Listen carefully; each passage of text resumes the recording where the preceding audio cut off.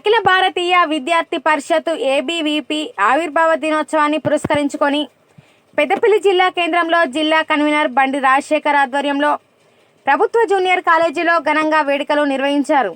ఈ కార్యక్రమానికి ముఖ్య అతిథిగా ఏబీవీపీ రాష్ట్ర జాయింట్ సెక్రటరీ రాజు జెండాను ఆవిష్కరించి విద్యార్థుల సంక్షేమం, జాతీయ చైతన్యం, సేవా కార్యక్రమాల పట్ల సంస్థ కట్టుబాటును గుర్తు చేశారు.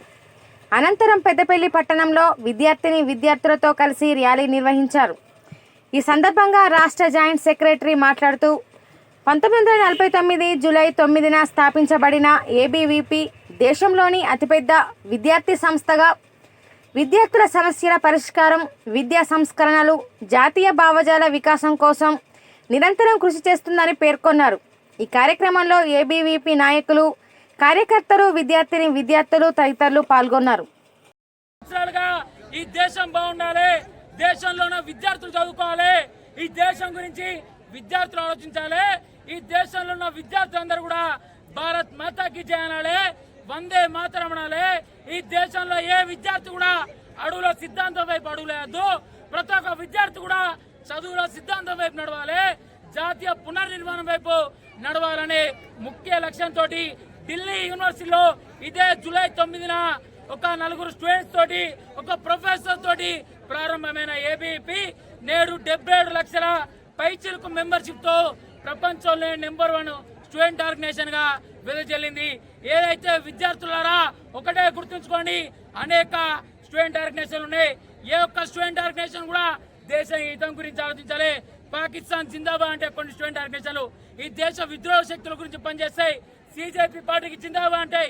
కానీ ఏబీవీపీ ఆర్గనైజేషన్ 77 సంవత్సరాలుగా ఈరోజు ఆర్టికల్ 370 రద్దు గురించి ఆలోచించిన ఆర్గనైజేషన్ ఏబీవీపీ ఆర్గనైజేషన్. చలో అస్సాం, ఏదైతే అస్సాంలో చొరబాటుదారులు, బంగ్లాదేశ్ చొరబాటుదారులు అస్సాం ప్రవేశిస్తే save Assam today, save India tomorrow అనే ఉద్యమం శ్రీకారం చుట్టిన organisation ABVP organisation. National education policy ఏదైతే ఈరోజు మెక్కాలే విద్యాభ్యాసం, వెనకటి విద్యాభ్యాసం బ్రిటిష్ వాడు పెట్టిన విద్యాభ్యాసం మనకద్దు, ఎన్ఈపీని ఇంప్లిమెంటేషన్ చేయాలని 50 సంవత్సరాలు కొట్లాడితే ఎన్ఈపీని తెచ్చిన ఆర్గనైజేషన్ అఖిల భారతీయ విద్యార్థి పరిషత్ ఆర్గనైజేషన్.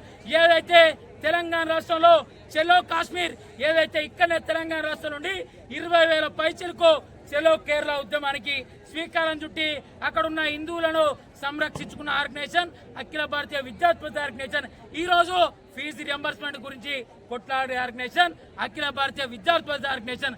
ఏదైతే యూనివర్సిటీల అభివృద్ధి గురించి కావచ్చు, విశ్వవిద్యాలయాల అభివృద్ధి గురించి కావచ్చు, మీలాంటి పేద విద్యార్థులు చదివే ప్రభుత్వ జూనియర్ కాలేజీలు కావచ్చు, డిగ్రీ కాలేజీలు కావచ్చు, ప్రైవేటు యాజమాన్యాలు కావచ్చు, ఫీజు రియంబర్స్మెంట్ విడుదల చేయాలి. ప్రభుత్వం వెంటనే ఫీజు నియంత్రణ చట్టం తేవాలి. ప్రభుత్వ బడులు బలోపేతం కావాలి.